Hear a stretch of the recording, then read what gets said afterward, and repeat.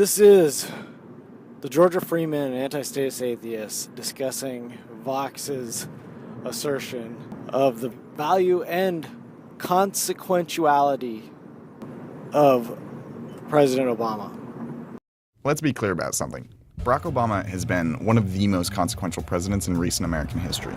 You can't say it, but you know it's true. In the past 8 years, he has completely transformed the American healthcare system. Their first assertion is that he completely transformed healthcare, which is a complete lie. Either the speaker is trying to rewrite, this is called revisionist history live that we're seeing, or he's a complete moron that doesn't understand the healthcare law. The healthcare law never said it was a right. The healthcare law was enacted on the basis that it's a tax. You fucking asshole. A tax. That's how they won in court and didn't have it overturned. They admitted that it was a tax. And what is a tax? It is a forced duty. Holy shit. He is so right that he was a president of consequence. The worst fucking statist in the history of statism. Well, that's not exactly correct. In the history of American statism. Because that president and his administration has spent and put the American country, its people, my children, in more debt than all presidents combined, including the one that broke the bank before, George Bush. Is he consequential? Yes, he is consequential in the fact that he has increased statism, limited freedoms, and burdened us with more debt than ever was imaginable before.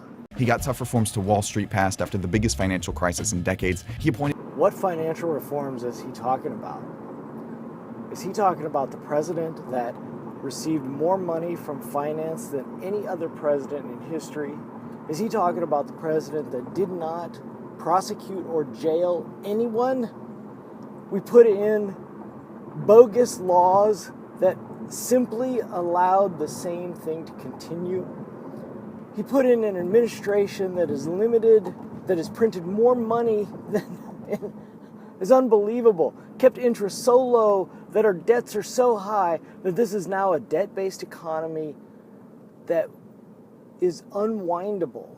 There will be no saving it.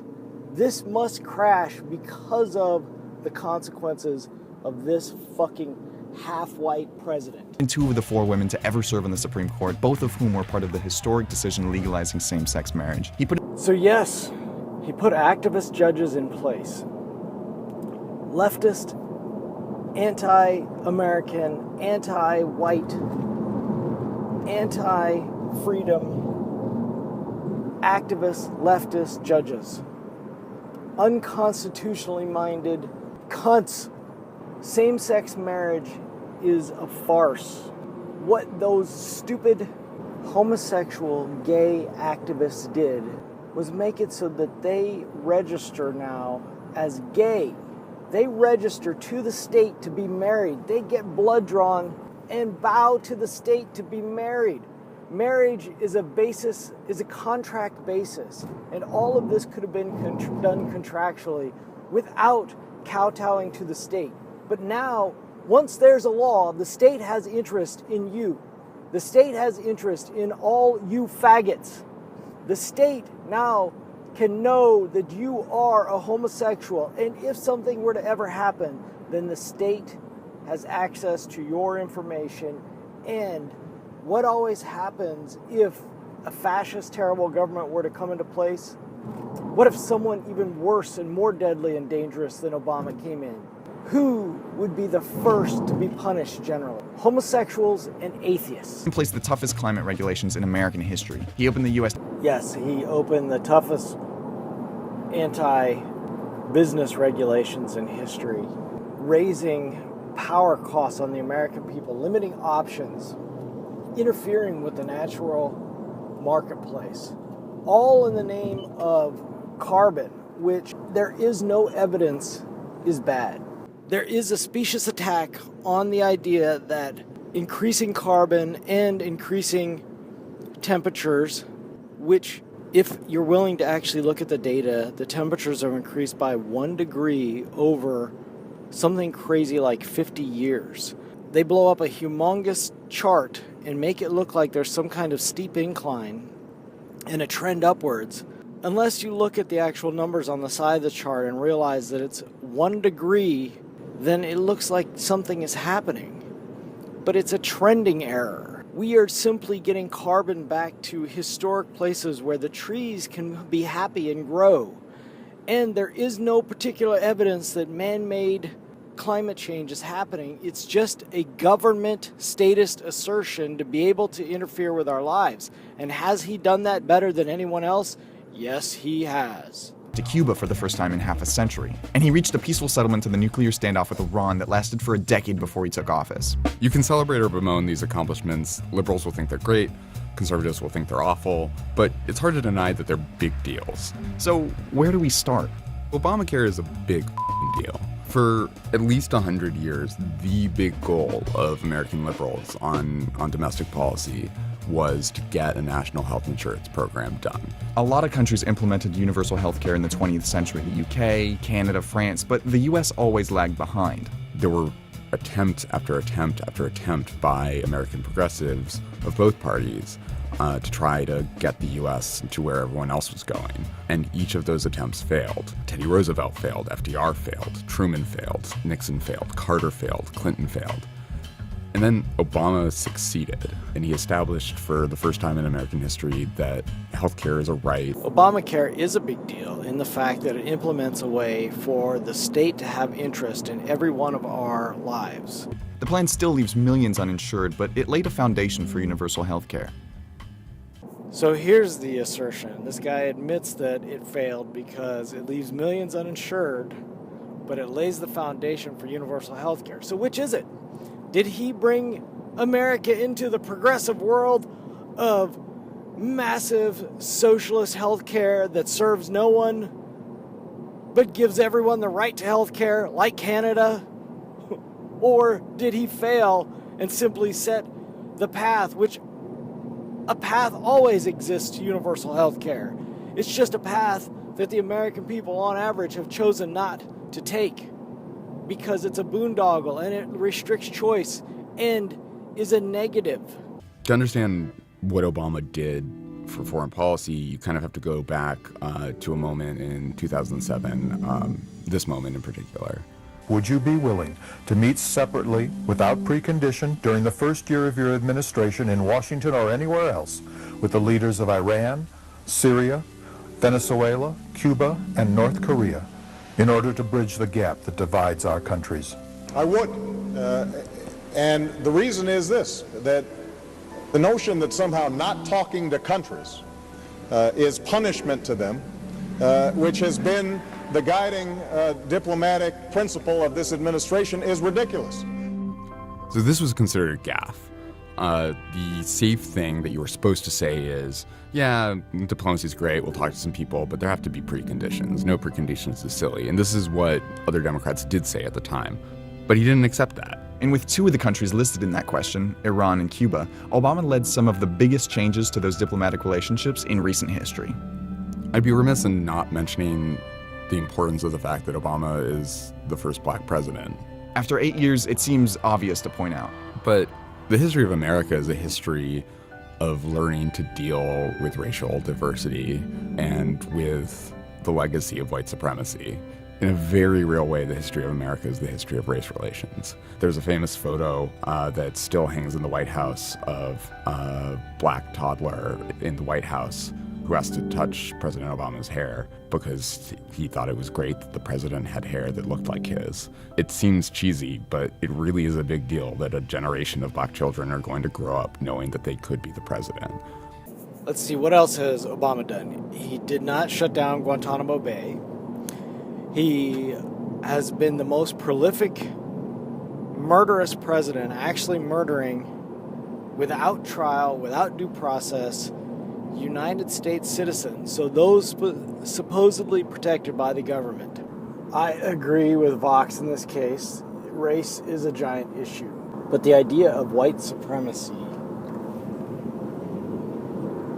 and his assertion that somehow this is a uniquely American problem, wherein slavery, still exists today. More white people have been enslaved than were ever enslaved here in America. White people ended slavery universally. It was outlawed by England. The trade was outlawed.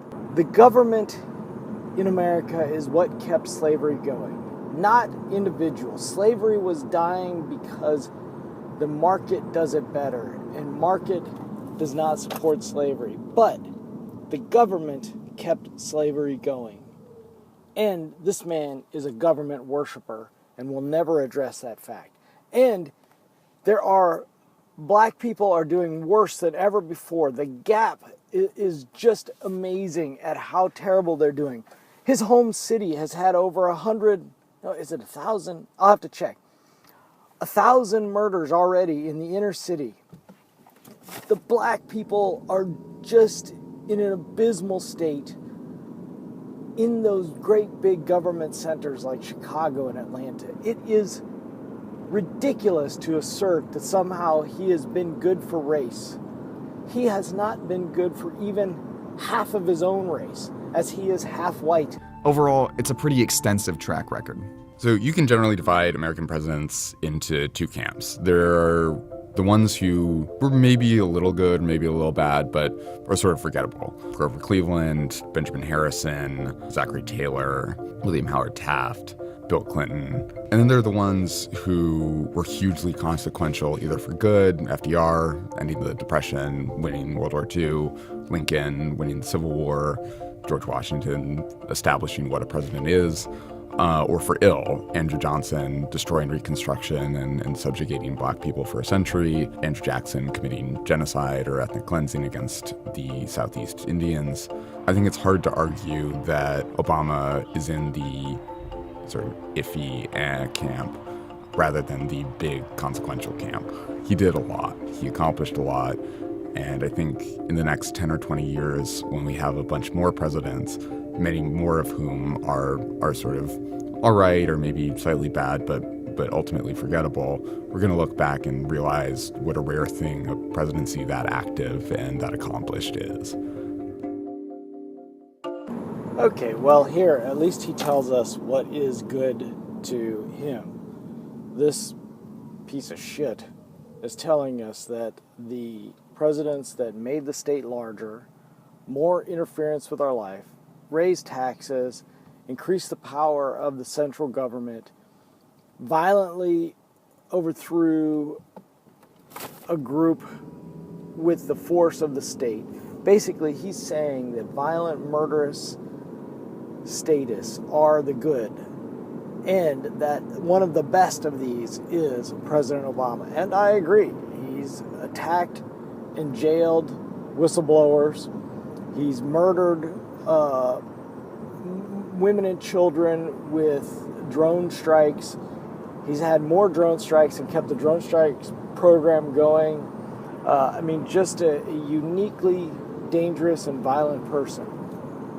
And this is what he is saying is the good. Also, just a gigantic statist has enlarged the government more than is really even imaginable, is understandable, is more than this hack is willing to talk about. So, in summary, he is a consequential president, as I think that he has been so divisive as to bring about a solid new right and a battle against the cultural Marxism and outright near socialism and communism that he wanted and tried to implement.